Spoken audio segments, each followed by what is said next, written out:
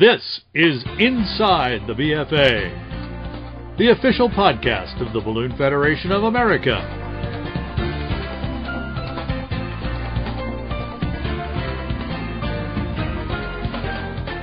Each episode of Inside the BFA is an open discussion of the many aspects of the sport of ballooning and the BFA's work to represent its members and the ballooning community at large.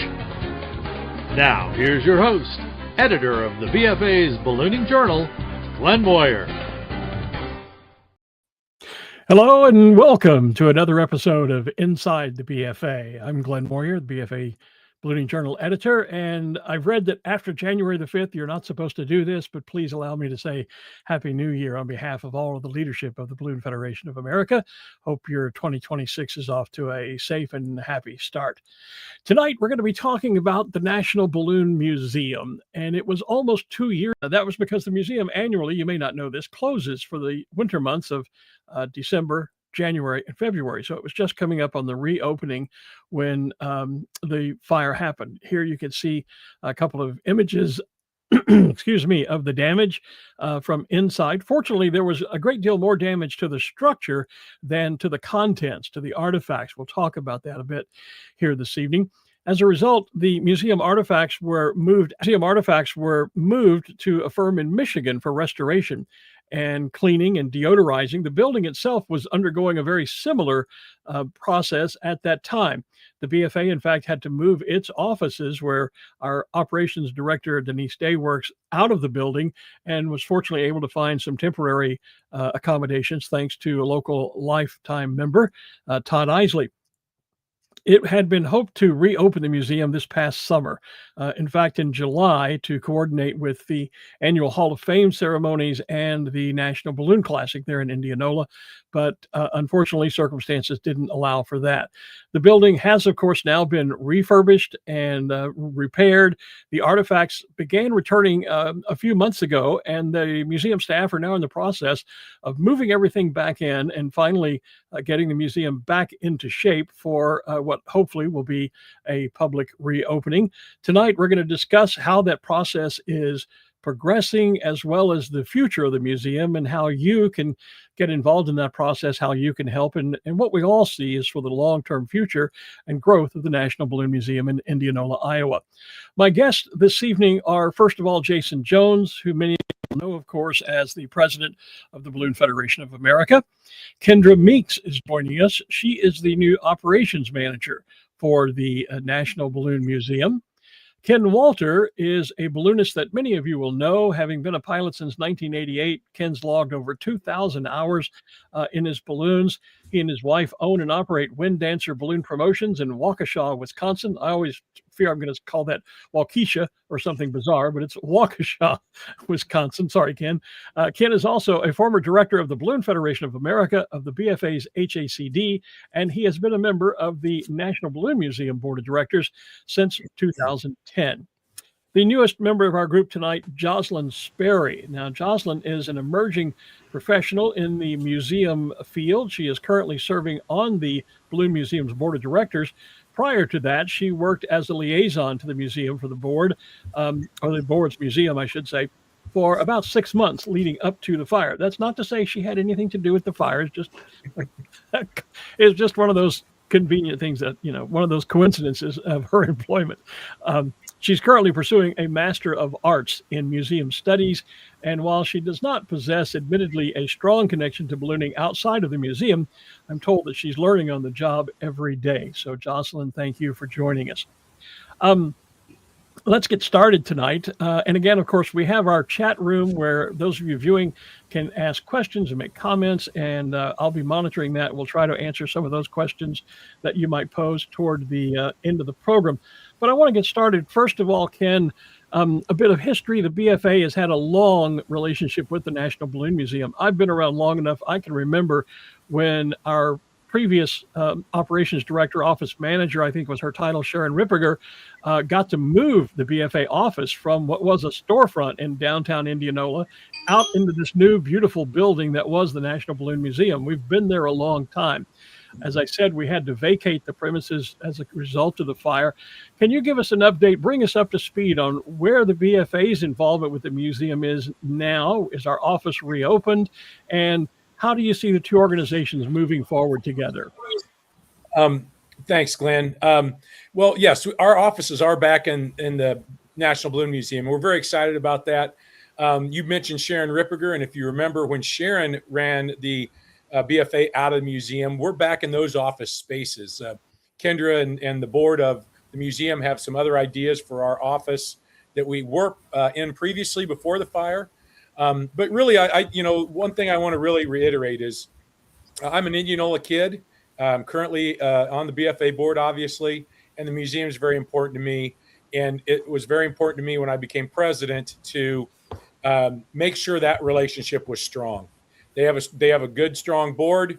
They hired Kendra with the idea that they would have kind of the point of the spear to help the board, who are all volunteers, to continue to get the museum going in the right direction. And of course, then when the fire happens, lots of things change and focus changes. So our goal is, as an organization, as the BFA, is to continue to build and work on the relationship with the museum, try to help provide support in getting the museum back up and running. And of course, we love the partnership, and we love the Hall of Fame and all the things that you get to do there in Indianola related to the National Balloon Museum. It's a great facility. I've been very pleased with my long association with the board to have attended a number of annual board meetings up there. I haven't been in a few years, so I'm looking forward to getting back once the museum is reopened. Ken, thank you, or Jason, rather, thank you for being here this evening. We appreciate that. Thank you. Ken, let's move into some of the more nitty-gritty now. As I mentioned a moment ago, the artifacts started returning, I think, in about September. I know you're in the process of moving things back in. Some things still have to be cleaned and restored. Give us an update if you can. What's the current status at the building now with regard to getting the museum back up on its feet? Well, sure. Thanks, Glenn.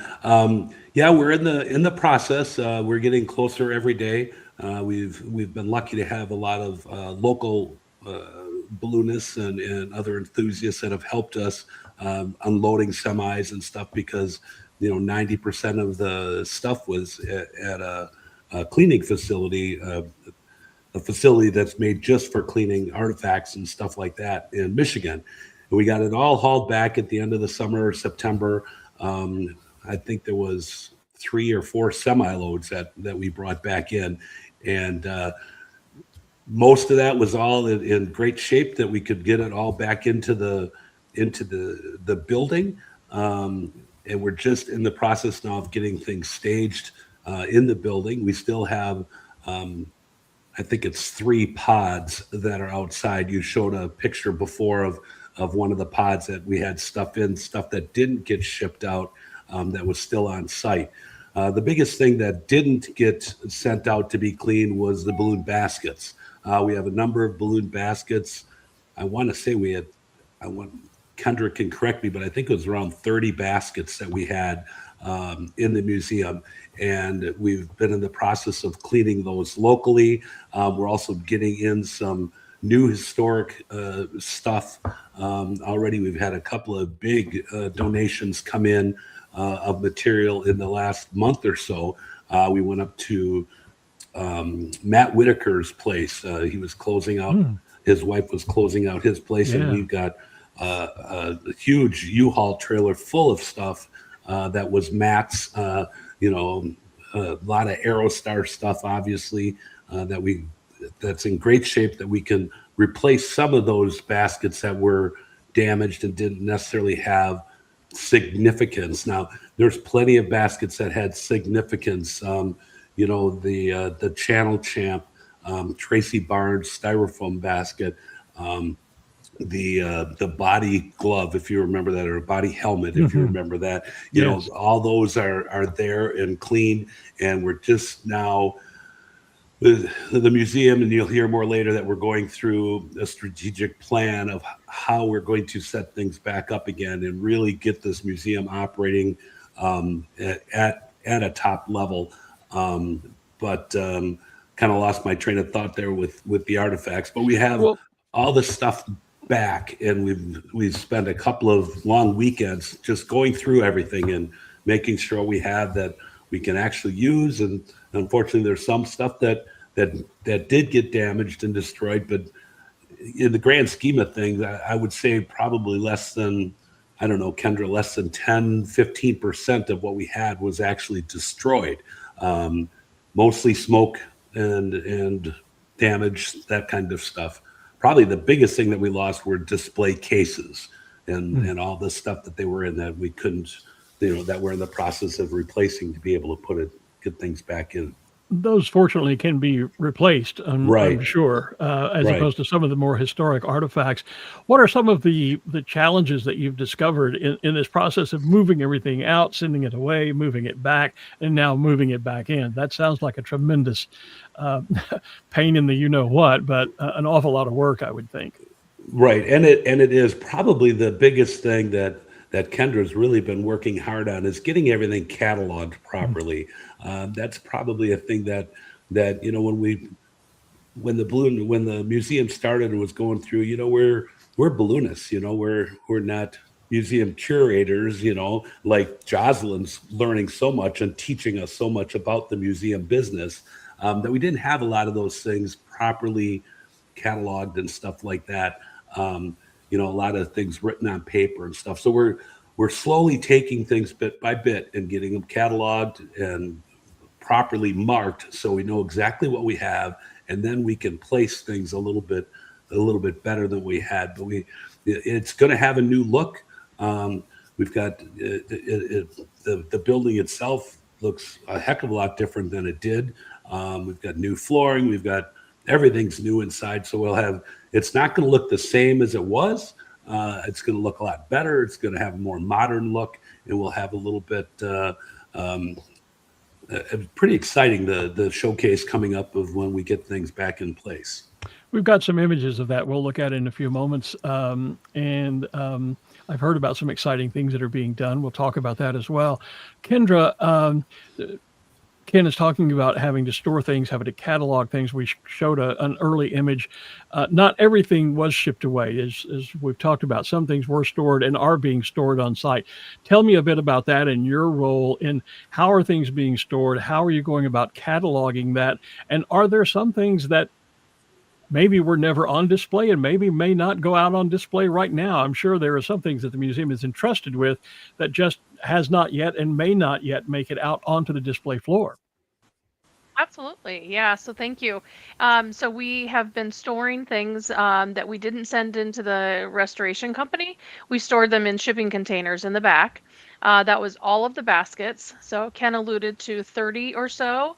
And that is absolutely correct. We've got upwards of 40 baskets that vary from, the very first basket that we have in our inventory was from World War I. And so we still have that basket, and then of course all the way through every other type of basket that there was. But in addition to that, we've got all of the prints. So the museum was covered in posters, framed and unframed posters. And so we sent everything away. We decided what we wanted to clean, what needed to be cleaned for significant purposes. And then we decided, okay, we've got several posters, which you're seeing here. This picture is the original, or the office that the BFA had in the museum that they moved out of. That is now our poster room. So all of those posters that you see in there have never even been on the walls. Those came from our basement storage. Wow. And so we have just an incredible opportunity to put things out that have never been out before. So as we're uncovering all of these artifacts that have been down in the basement, and in addition to the posters, there's many things that I just am so excited to put on display and to make available for the visitors to come take a look at. So it sounds like there's a certain amount of discovery going on in this process, the finding of things that maybe some of you didn't even know were there. Mm-hmm. Very much so, yeah. Jocelyn, let me ask you, as the museum expert in our panel then, how difficult a process is it to go through and catalog all of this. And now who's making the decisions, and how do you decide what goes on display and what does not? Yeah, so it's going to be a very lengthy process. As we go through, everything is going to need to receive an accession number and object ID. So when we put them into our system, instead of trying to describe the object, we can put in this object ID, the number that is very specific to each item, and that will make it pop up in our system, and it'll have the information about where it is located in the museum, the background, where it came from, all of that fun stuff, but all of that needs to be manually inputted. So luckily this semester because I'm still a student, so to me it's still a semester. This spring we have 3 interns. So they will be coming in and doing that data entry and getting us started. But it is going to be a long process, but we're trying to figure out what will be on display and versus what will need to go into storage.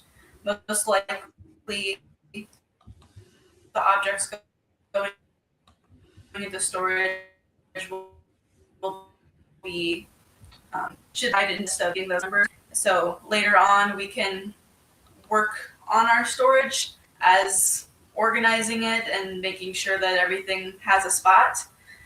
But we're really trying to focus on what will go back out on the floor. Currently, just about everything that was returned has gone back out on our exhibit floor. So it's a matter of going through and deciding what we can put away for the time being and what will stay out. Ken alluded earlier that it is going to be different. We do have a couple of images of some of the newer look, and obviously things are not all back in place yet.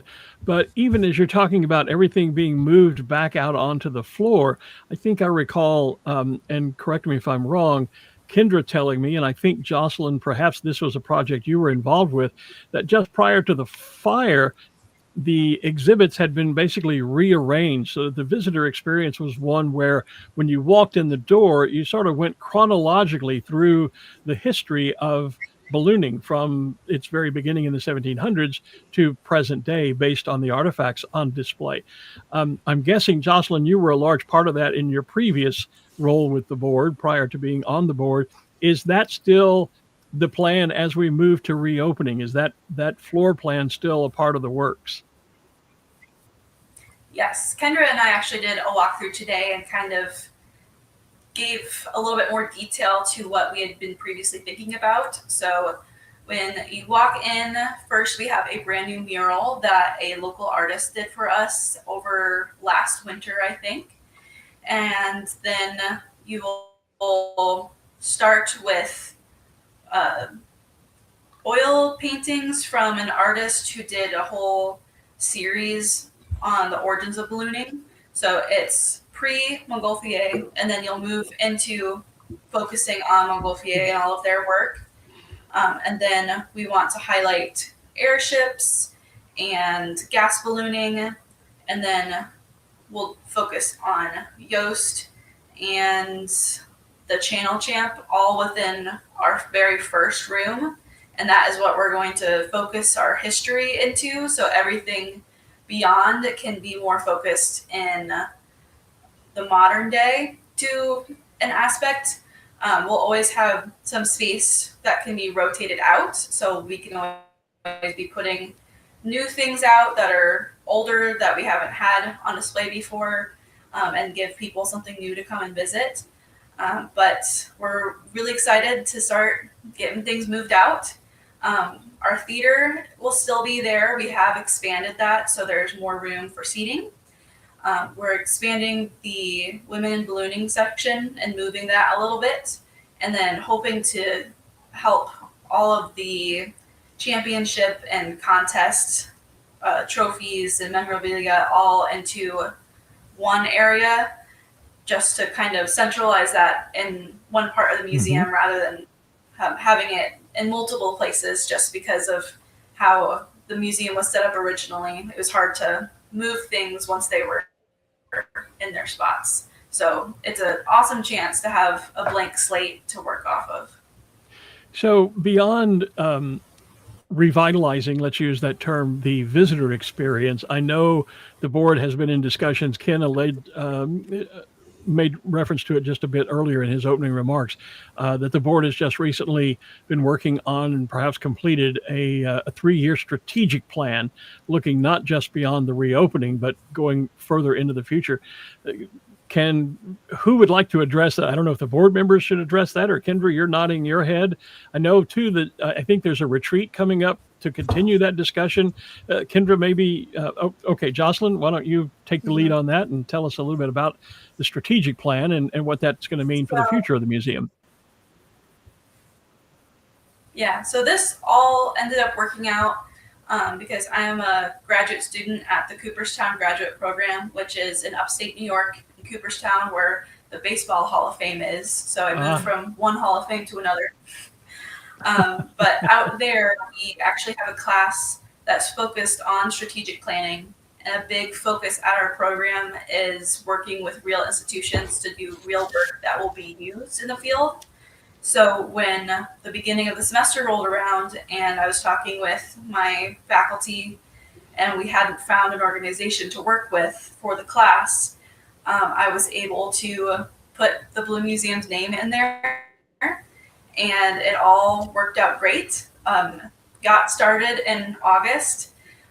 We did a lot of stakeholder calls. So myself and 9 classmates and Peter Roos, a museum professional who's done a lot of work on the East Coast, worked together to collaborate with the board and create a list of community members and board members and what we would consider core stakeholders to the museum. And we crafted a survey so we could call and get information on what their opinions of the museum was, if there was anything they wanted to see in the future moving forward, what they thought we could be doing better. So all of that information was really valuable as we moved forward, because especially being in New York, it's not like we could all go and visit Iowa, unfortunately. So it was a great opportunity for us all to get a chance to talk one-on-one with the community members. And from there, we were able to work with the board to craft a new mission statement, a new vision statement, core values statements, and we identified 5 critical issues for the museum to focus on in the next 2 to 3 years, and did our best to map out that information in the best way possible about what are the steps. For example, one of them is the collections care. So what will need to be done to get that back up to best practice in the museum field, whether it's working with these collections interns or continuing to try to establish a long-term volunteer program for people to come in and help us accession our items and put them all together. So we've been doing a lot of work, and we had it finished at the end of the semester, and we're really excited to sit down with the board, and I'll be able to show all the work that we've done, and then we can talk about how we're going to take all the information that my classmates and I put together and actually put it to work for the museum. Outstanding. I look forward to hearing a great deal more about that. Kendra, as the new operations manager there at the museum, a plan like that must be of great value to you in mapping out your day-to-day operations and knowing kind of what the path is to go forward. Talk a little bit about that. Yeah, honestly, the strategic plan is invaluable to us. So truly, it is something that was desperately needed. It couldn't have come at a better time, knowing that we were struggling of where to go and what to do following the fire. So the strategic plan was absolutely essential, and I am thrilled that we are able to have a 3-year plan mapped out for us. That will take us from just the basics of reopening and what we need to do next, all the way through our programming and what kind of children's and adult programming we can start offering now. that is more of a regular, consistent basis. So it will be critical for our success. So as you had mentioned before, we are having a board retreat coming up this weekend where we are getting in person, face to face, and we're spending a couple of days together where we can visit another museum and see how they're doing kind of a refresh on their end, finding some of those parallels between their operation and with us. And then we're also going to be spending the day Sunday just doing a deep dive into that plan, the strategic plan, and focusing on our reopening timeline and how things are going to get done and where we need to focus essentially right away. Indianola has a long relationship with the National Balloon Museum, with the sport of ballooning, dating way back to the earliest BFA national championships. I'm curious, Kendra, what has been the reaction and the follow-up, if you will, the involvement of the local community? One, the reaction to the fire, and then what, if any, role have they had and are they having in this ongoing process now to bring the museum back? Yeah, the community was very sad, of course. This is very institutional for Indianola. So as you are driving into our town, this is one of the first things that you come to. So it's really important that we come back and that we don't have any longer. We're not closed any longer than we have to be. So the community was very supportive. They've been very receptive to, when I put things out on our social media for requests, we've had a good response. We always need more, so I will always push for additional help. So it is just me here and the day-to-day runnings of the museum. So if there's people that are that have free time and want to volunteer their time with me, I will absolutely take them.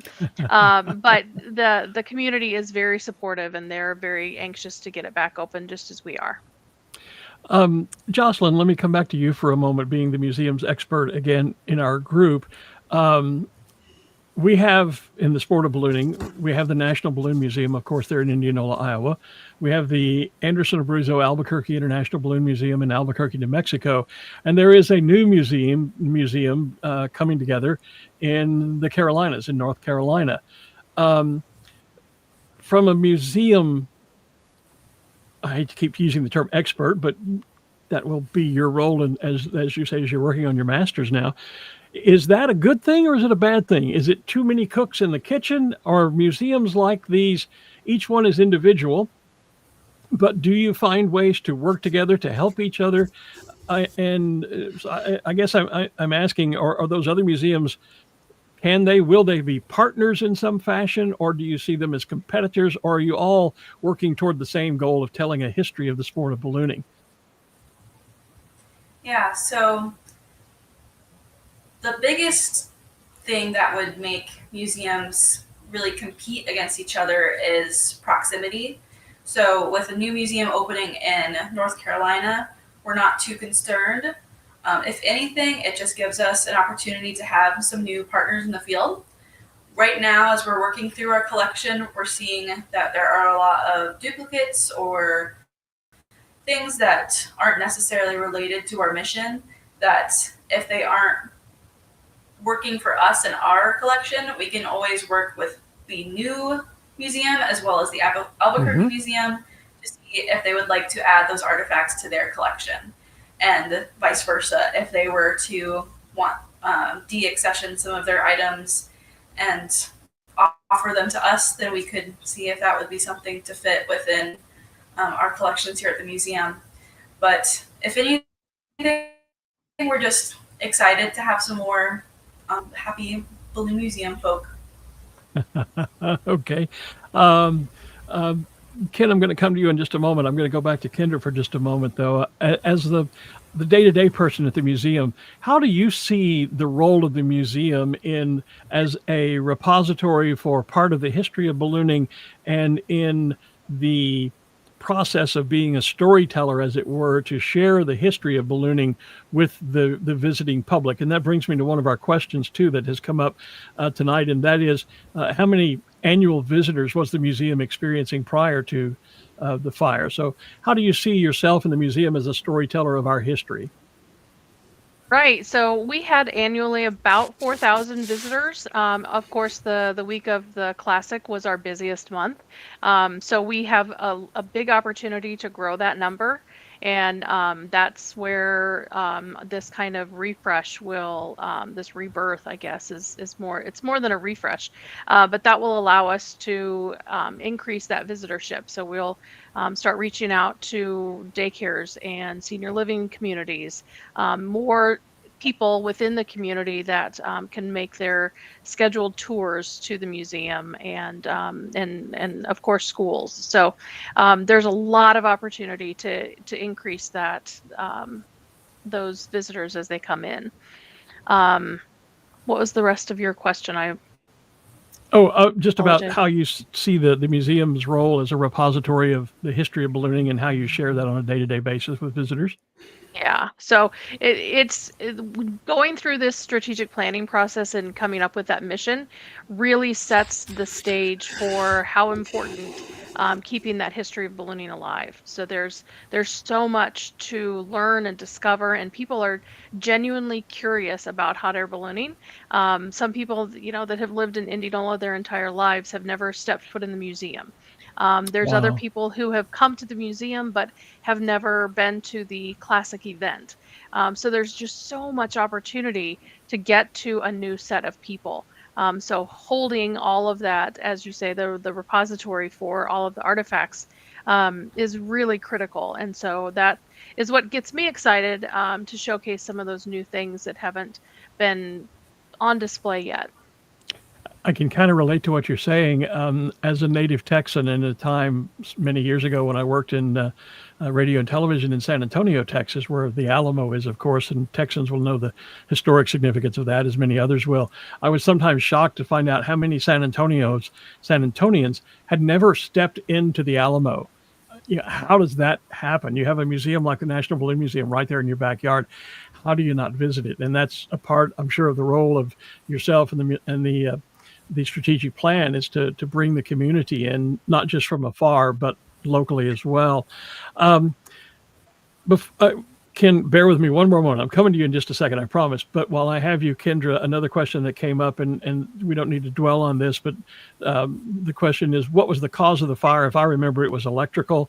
What was the cost of what was lost? And did insurance cover any or a part of the overall problem, I guess, or situation? Yeah.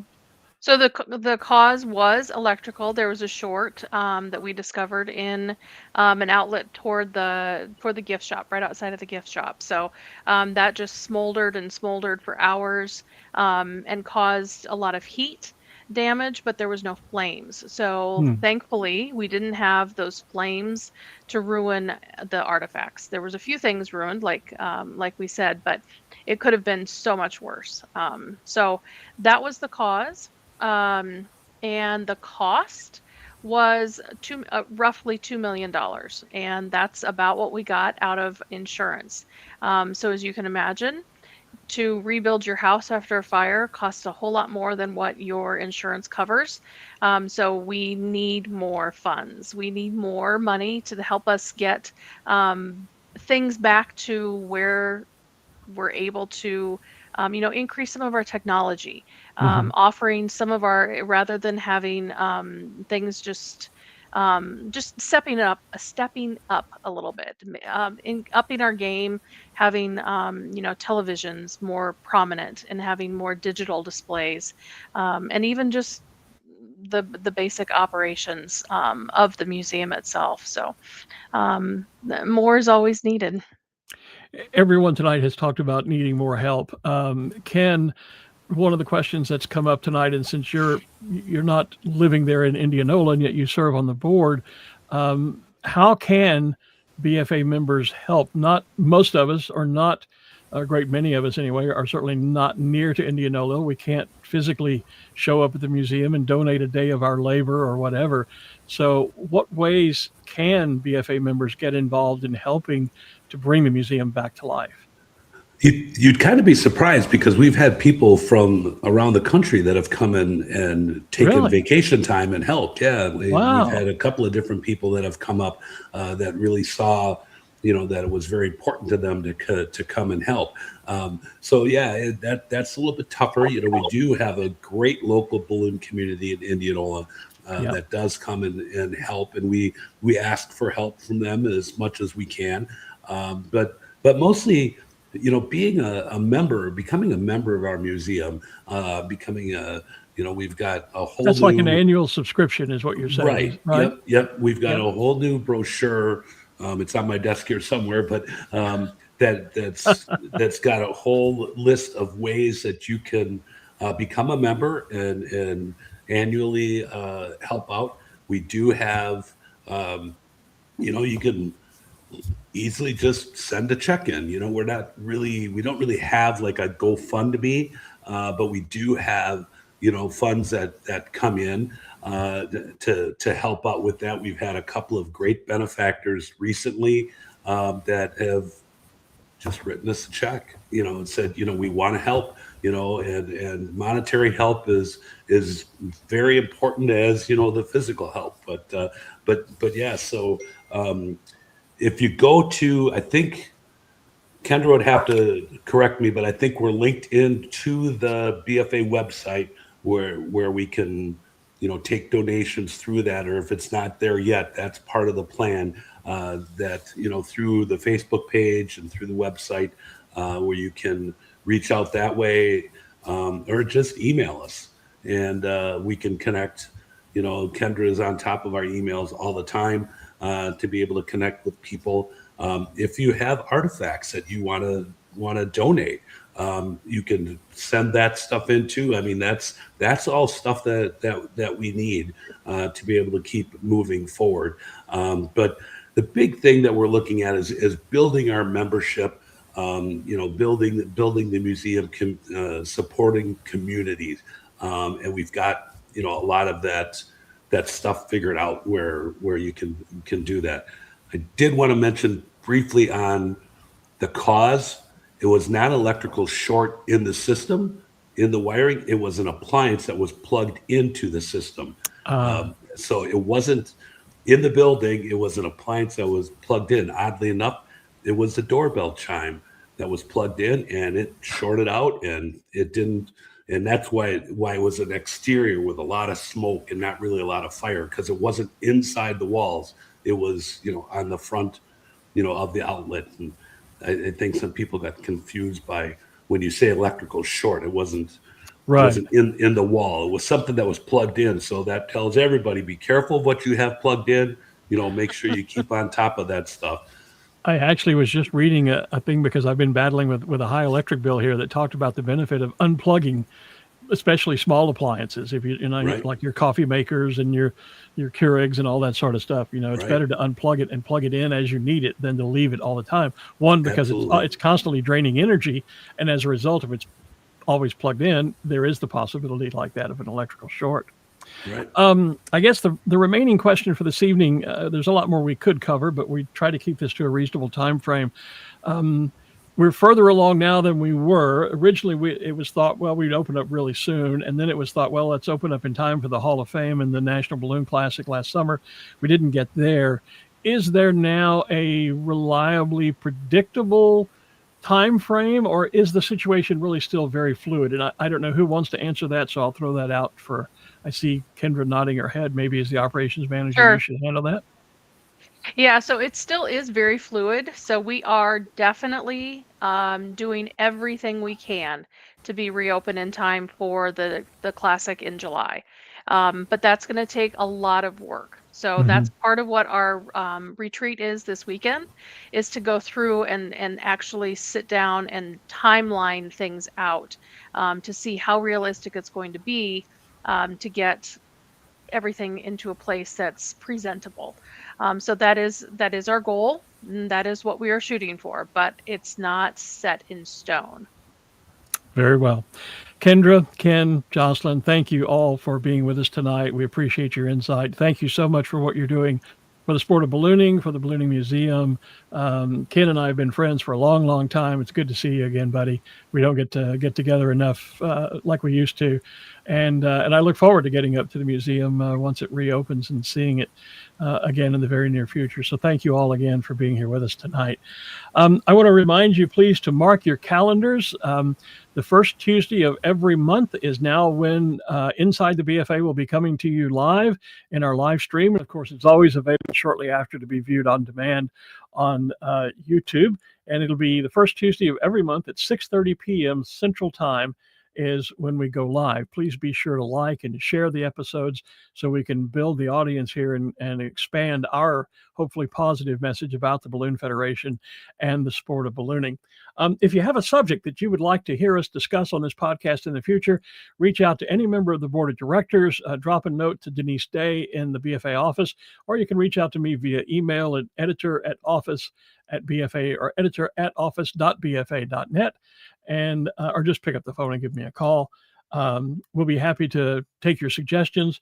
Next month, we do have a fun episode coming up. It's what I'm calling an open mic with the BFA board, where you'll be able to ask anything you'd like, really, of the board of directors. We're not quite sure who all is going to be on yet, because if we had all 10 people on, it would be like watching an episode of the Brady Bunch. I'm not sure we want to go there, but we will have members of the board with us next time and be taking your questions either live in the comments as we've seen tonight, or you can submit those earlier again via email to me, to any board member, or to Denise in the office. And I think with that, I just need to say on behalf of our guests this evening and our producer that you don't see behind the scenes, Fred Poole, for doing another great job. Thank you for tuning in and watching. We hope you've enjoyed this episode of Inside the BFA.